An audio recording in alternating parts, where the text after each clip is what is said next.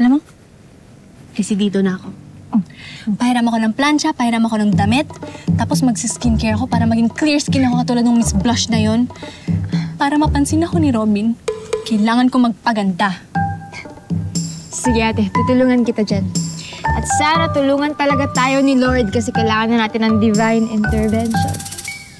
Grabe ka naman sa akin, ha? Divine intervention agad? Kaya naman natin tayo-tayo lang eh. Bakit kasi hindi ka nalang magpa-derma nang gumaling yung mga pimples mo sa mukha? Derma? Oo. Saan tayo kukuha ng pera? Doon sa alkansya natin? Alam mo, kaya pang masilahin to ng concealer, tsaka makeup, kaya tsaka na yung mga derma-derma na yan. Sabi mo eh. Mga anak! Uy, Ma! Ano ginagawa mo dito? Meron akong dalang pagkain na take out para sa atin.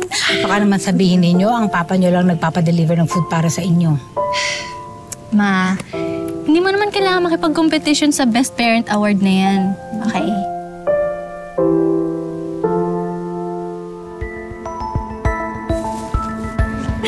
Papa niyo.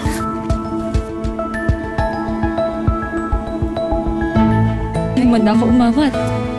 Wala yun si Mama. Mama, mabibitaw na lang!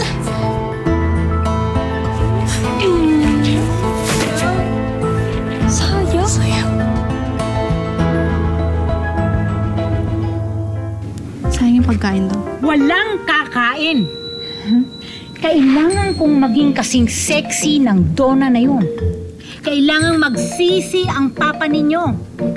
Kailangang ma-realize niya na hindi lang sa ukay merong pre-love. Na ako na dati niyang minahal. Marirealize niya ang halaga ko ulit.